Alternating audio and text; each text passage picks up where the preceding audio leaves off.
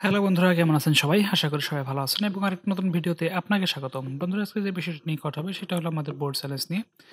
সবাই জানেন যে আজকে আমাদের এইচএসসির যে রেজাল্ট, সে রেজাল্টটা দিছে এবং অনেকে এখন বোর্ড চ্যালেঞ্জ করবে। আসলে বোর্ড চ্যালেঞ্জের নিয়মকানুন আপনাদেরকে একটু বলে দেওয়ার চেষ্টা করব যে কীভাবে আপনার বোর্ড চ্যালেঞ্জগুলো করবেন এবং কত টাকা লাগবে এবং একের অধিক যদি বোর্ড চ্যালেঞ্জ হয়, সাবজেক্ট হয়, তাহলে আপনি কীভাবে করবেন। ওকে?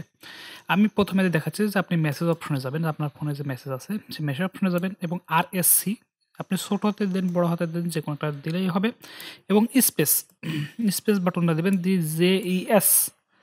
জেইএস এবং এই যশোর বোর্ড এবং এই যশোর বোর্ডে যদি আপনার যদি দিনাজপুর বোর্ড হয়, আপনার যদি টেকনিক্যাল বোর্ড হয়, আপনার যদি একাধিক অন্য কোনো বোর্ড হয়, প্রতিটা বোর্ডের সামনে গিয়ে ৩ টা অক্ষর আপনি লাগাই দিবেন। ওকে?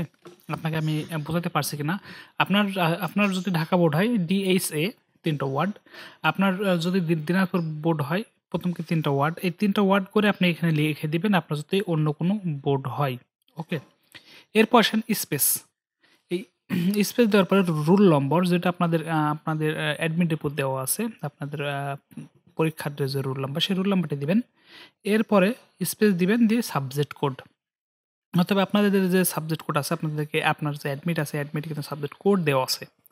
আপনি যে সাবজেক্ট আছে, সাবজেক্টের ঠিক বামে কিন্তু আপনার কোড দেওয়া আছে। আপনি সেই কোডটা আপনাকে দেখে নিতে হবে যে আপনি কোন সাবজেক্টে আপনি করতে চাচ্ছেন। সেখানে বাংলা, ইংলিশ লিখা আসবে না। সেখানে শুধু ওদের সাবজেক্ট যে কোড আছে, সেই কোড কিন্তু আপনার লাগবে এবং কোড লাগার পরে এখান থেকে আপনি যদি সাপোজ মনে করেন যে আপনার একাধিক সাবজেক্ট আছে, যদি সাপোজ মনে করেন যে আপনি একাধিক সাবজেক্ট করবেন, তাহলে আপনাকে প্রত্যেকটাতে কমা চিহ্ন দিতে হবে।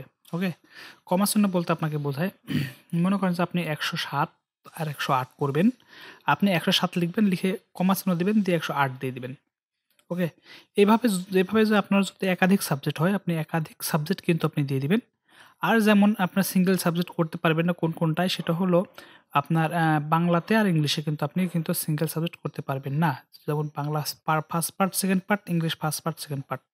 অতএব আপনাকে ২ টা সাবজেক্টেই কিন্তু করতে হবে। ওকে? এখান থেকে জিনিসটা আপনি দেখেন, আমি এই যে কমা চিহ্নগুলো বলছিলাম, দেখেন ১৭৪, ১৭৫, ১৭৬, ১৭৭ মানে একের অধিক যখন হবে, তখন এইভাবে কমা চিহ্ন দিয়ে কিন্তু আপনাকে লিখতে হবে। ওকে? এরপরে আসেন যে ১ম এসএমএস যখনই আপনি লিখে দিবেন, লিখে দিয়ে আপনি সেন্ড করে দিবেন এবং সেখানে কিন্তু আপনাকে ওটিপি একটা কোড দেওয়া হবে। কোড দেওয়াতে আপনি দেখবেন আরএসসি স্পেস আ স্পেস আপনার যে board, sorry, RSC space ES space PIN number. Okay? এই যে এই ৩ টা আরএসসি লিখবেন, লিখে দেখবেন ওর মধ্যে একটা কোড আছে। কোডের প কোডটার মা কোডটা আপনি এখানে উঠায় দেয়া লাগবে। পিন নাম্বার আছে, সেই পিন নাম্বার দেখবেন এসএমএস এর মধ্যে পিন নাম্বার দেওয়া আছে ৬ সংখ্যার।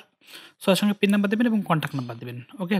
এখানে আবার একটা কথা বলে থাকি যে আপনারা যদি কোনো জায়গায় লিখতে ভুল করেন, অবশ্যই আপনাদের টাকা কাটা হবে না। আপনার যে এসএমএস যে চার্জটি আছে, সেই এসএমএস এর চার্জ টাকা কাটা হবে। এই টেলিটকে একটাই সুবিধা যে আপনি যদি কোথাও ভুল করেন, ভুলের জন্য আপনার শুধু এসএমএস এ যে ৳৩ করে কাটে, সেইটাই কাটবে। আপনার এক্সট্রা কোনো টাকা কাটবে না।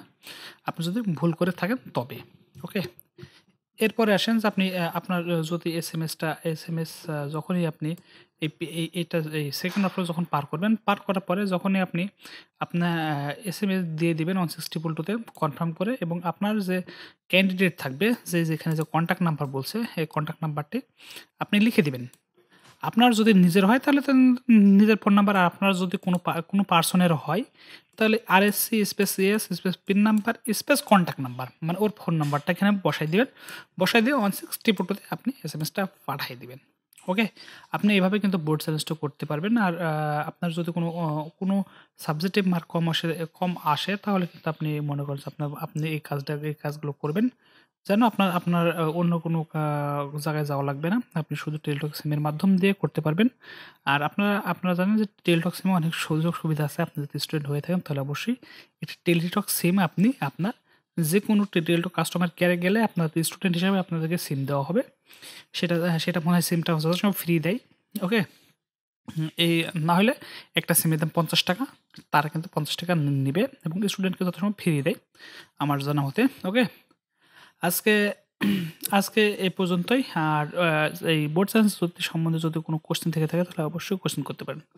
ওকে বন্ধুরা, আজকে এ পর্যন্তই। দেখা হবে পরে অন্য কোনো ভিডিওতে। সে পর্যন্ত সবাই ভালো থাকেন। Bye, bye. টাটা।